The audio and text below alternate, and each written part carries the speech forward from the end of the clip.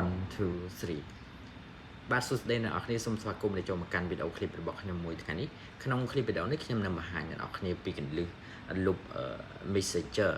លុបការសន្ទនានៅក្នុង Messenger ម្ដងទាំងអស់បាទជាទូទៅអ្នកនរគ្នាប្រកាសជាដឹងហើយថារបៀបលុបម្ដងមួយសម្រាប់បុគ្គលម្នាក់យើងអាចលុបតែម្ដងមួយបានទេអញ្ចឹងនៅក្នុងវីដេអូនេះខ្ញុំនឹងបង្ហាញអ្នកនរគ្នាពីរបៀបលុបម្ដងទាំងអស់បាទអញ្ចឹងកុំឲ្យខាត់ពីយូរយើងទៅទស្សនាពីវិធីធ្វើទាំងអស់គ្នាបាទសួស្តីអ្នកនរគ្នាដើម្បីលុបឆាតម្ដងទាំងអស់បាននៅក្នុង Messenger Facebook ជំនាញដំបូងអ្នកនរគ្នាចូលមកក្នុង Facebook មកអញ្ចឹងអ្នកនរគ្នាមាន Facebook ប្រមាណឧទាហរណ៍ដូចខ្ញុំមាន1មាន2មាន3ឆាតមាន2អញ្ចឹងទៅ3ទាំងក្នុងនេះណា3ទាំងក្នុងមួយនេះបាទអញ្ចឹងយើងអាចមើលបានបាទអញ្ចឹងយើងពីមុនយើងចង់លុបមួយយើងចង់លុបមួយយើងសង្កត់លើនេះហើយយើងចុចdelete conversation បាទអញ្ចឹងវាទៅទាំងអស់វាទៅតែមួយទេអញ្ចឹងវាពិបាកក្នុងការដែល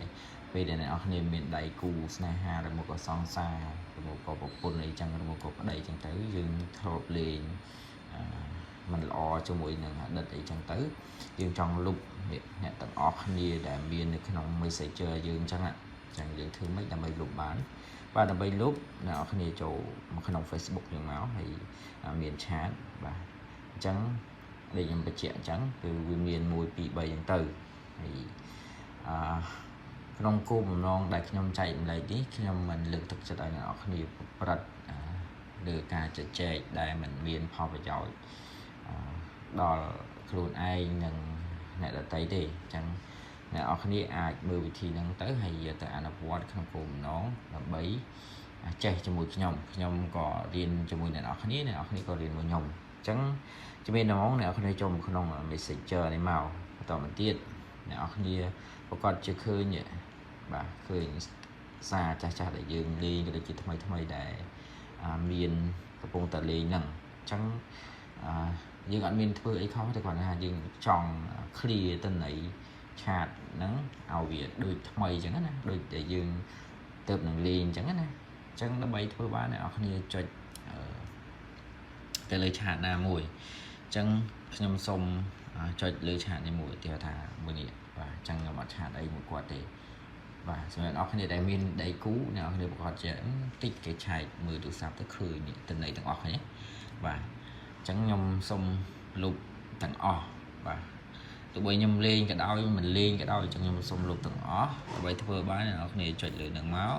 ហើយបន្តមកទៀតអ្នកនរគ្នាចុចយកនេះ delete បន្តមកទៀតគេសួរថា delete all chat history this will delete your entire conversation with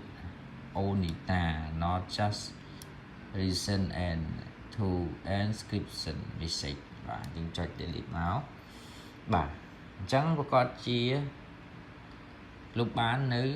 បុគ្គលម្នាក់ហ្នឹងទេបាទអញ្ចឹងអ្នកទាំងអស់គ្នាអត់ចាប់អារម្មណ៍អញ្ចឹងថ្ងៃនេះខ្ញុំនឹងបង្ហាញហើយក៏ដូចជាបំភ្លឺឲ្យអ្នកទាំងអស់គ្នាដឹងបាទឆ្លើយសំណួរទៅនឹងមិត្តភ័ក្តិរបស់ខ្ញុំដែរគាត់មានអារម្មណ៍ថាធុញជាមួយឆាតចាស់អញ្ចឹងណាមិត្តភ័ក្តិគាត់ក៏ដូចជាគាត់និយាយថាអត់ចង់ឲ្យអ្នកដទៃដឹងឬមកក៏អ្នកផ្សេងដឹងទេក្នុងករណីដែលគាត់លេងមួយអ្នកផ្សេងអញ្ចឹងណាបាទអញ្ចឹងខ្ញុំសូមលុបទាំងអស់នេះចុចម្ដងទៀតបន្ទាប់មកចុច delete បាទបន្ទាប់មកយើងចុច delete បាទអ្នកនរគ្នាឃើញនេះបាទឃើញ more option មិញទេបាទអញ្ចឹងអ្នកនរគ្នាប្រកាសជាមើលអត់ទាន់ខ្ញុំសូមឲ្យអ្នកនរគ្នាមើលម្ដងទៀតណានេះយើងចុចបែបនេះមកចុច delete បាទសំទោសបាទចុចលើមួយណាក៏បាននេះចុចបែបនេះចុច delete បន្ទាប់មកចុច delete នេះហើយចុច delete more នេះណាបាទបន្តមកទៀតវានឹងឲ្យយើងជ្រើសរើសនេះណាបាទអញ្ចឹងយើង select ទៅអ្នកណាដែលគាត់ធ្លាប់ឆាតមួយយើងពីមុនមកមានករណីមិនល្អក៏ដោយល្អក៏ដោយយើងអាចចង់ឲ្យអ្នកផ្សេងឃើញទេអញ្ចឹងយើង select មួយមកបាទអញ្ចឹងវាយូរពេកអ្នកនរគ្នាមិនបាច់អញ្ចឹងឯងអ្នកគ្នាចុចនេះ tray 3បាទបន្ទាប់មាន select all បាទអញ្ចឹងវាមានប្រមាណ select ហ្នឹងវាមាន54ណា54 select ហ្នឹងជ្រើសរើស ម្ដង54បាទអញ្ចឹងយើងចុច delete មកអញ្ចឹងគេនឹងដាក់ថា delete 54ឆាត this can be undo អញ្ចឹងអត់អាចទាញយកមកវិញបានទេអ្នកនរគ្នាចាំបាទយើង delete ហើយគឺយើងអត់អាចទាញមកវិញទេបាទអញ្ចឹងខ្ញុំសូមបង្ហាញអ្នកនរគ្នាតែម្ដងទៅខ្ញុំ delete ម្ដងទាំងអស់ delete មកឃើញទេវាអស់លេងហ្មងបាទអញ្ចឹងចាំមើលខ្ញុំបើកឆាតឲ្យមើលម្ដងទៀតឃើញទេអាអ្នកប្រហែលអ្នកមិញហ្នឹងបាត់អស់លេងហើយអញ្ចឹងបើអ្នកនរគ្នាចង់លុបទាំងអស់អ្នកនរគ្នាអង្គុយនេះមកលុបវាមកនេះឃើញទេ delete មកឃើញទេ delete ទាំងអស់នេះឃើញទេអានេះជាការជជែករបស់អ្នកនរគ្នាសម្រាប់អ្នកដែលបានឆ្លងឆ្លើយជាមួយអ្នកនរគ្នាអញ្ចឹងវាលុបអស់ឃើញទេវានៅសល់friend ដែលគាត់ថ្មីក៏ដូចជាគាត់អត់ធ្លាប់ឆាតមួយយើងសោះ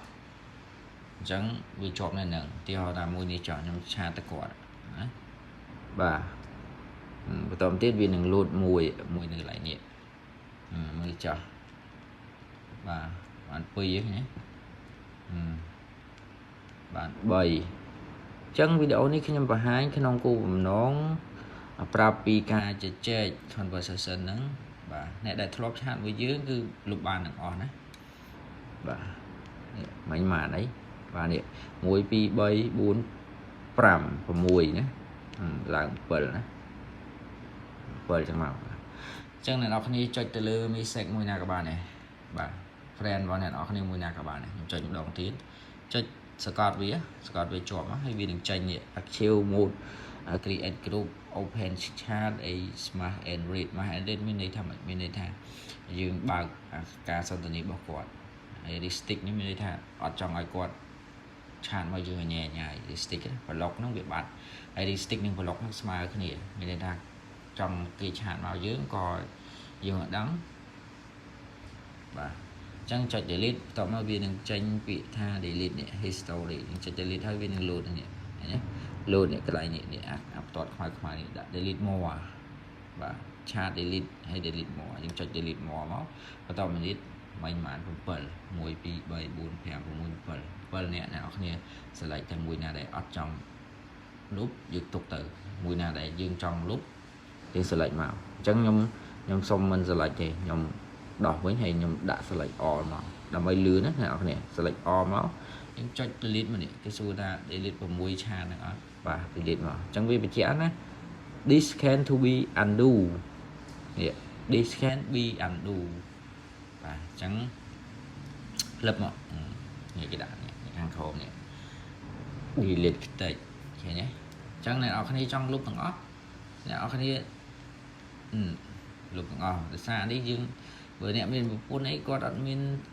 conversation ជជែកអីមួយទេមិនបាច់ភ័យអីណានេះឃើញទេបាទអត់មានសង្ស័យអត់មានការជជែកអីទេយើងមិនបាច់ទៅខ្វល់ទេខ្វល់តែអាណាជជែកទៅ delete មកពីផ្លឹបចាំមើលសមមួយនេះគាត់ប្លុកតាមឃើញទេបាទអញ្ចឹងវីដេអូថ្ងៃនេះគឺមានតែប៉ុណ្្នឹងឯងសម្រាប់ការចែករំលែកនៅ clip ពាក់ព័ន្ធនឹងការ delete ឆាតម្ដងទាំងអស់ណាអ្នកនរគ្នាអាចមើលទៅមើលមួយហើយមិនចាំគិតថាខ្ញុំនិយាយរៀងវល់អីទេជាយាមស្ដាប់ណាស្ដាប់អ្វីដែរមានប្រយោជន៍សម្រាប់អ្នកនរគ្នាអ្វីដែលអត់មានប្រយោជន៍យើងកុំស្ដាប់អីបាទសម្រាប់អ្នកនរគ្នាដែលគិតថាស្ដាប់ទៅអត់ទាន់អាច comment ហើយកុំជេរយើងអត់មានប្រាជ្ញាយើងត្រូវធ្វើខ្លួនឲ្យដូចផលិតដូចចកទៅតែគេថាសង្គមយើងឥឡូវវាមានការចេះដឹងច្រើនអញ្ចឹងយើងរៀនពីគេរៀននៅអ្វីដែលនៅជុំវិញខ្លួនយើងឲ្យបានច្រើនជាងកុំមើលវីដេអូគេហើយជេរឯងធ្វើវីដេអូវល់គាត់តែ comment ថាអរគុណប៉ុណ្ណឹងណាសម្រាប់ខ្ញុំគឺខ្ញុំសប្បាយចិត្តពេកហើយខ្ញុំអត់ចង់បានអីពីអ្នកនរគ្នាគាត់តែទឹកចិត្តខ្ញុំគឺខ្ញុំចូលចិត្តចែករំលែកបាទសម្រាប់អ្នកនរគ្នាដែលគិតថាវីដេអូនេះមានប្រយោជន៍អ្នកនរគ្នាជួយ share ជួយ comment ជួយ subscribe channel ខ្ញុំម្នាក់មួយផងអរគុណបាទសម្រាប់ការទស្សនាវីដេអូនេះក៏ដូចជាការចំណាយពេលរបស់អ្នកនរគ្នាបាទជួបគ្នានៅវីដេអូបន្ទាប់បើសិនអ្នកនរគ្នាគិតថាអត់ច្បាស់អាចឆាតមកខ្ញុំបានក៏ដូចជា comment ទៅដើម្បីឲ្យបងប្អូនយើងមានសំណួរក៏ដូចជាគាត់ធ្លាប់ជួបបញ្ហាដូចអ្នកនរគ្នាគាត់នឹង ជជែកក្នុង comment របស់អ្នកគ្នាបាទអញ្ចឹងខ្ញុំទៅគិតថាបងប្អូនយើងនឹងជួយលើកទឹកចិត្តនៅការផលិតវីដេអូរបស់បងប្អូនខ្មែរយើងទាំងអស់គ្នាបាទដើម្បីយើងតាមទាន់នៅបច្ចេកវិទ្យាក៏ដូចជាធ្វើខ្លួនឲ្យទាន់នៅសកលភាវូបនីយកម្មដែលកំពុងតែហូរចូលមកប្រទេសរបស់យើងហ្នឹងឲ្យទាន់ទាំងអស់គ្នាបាទអរគុណ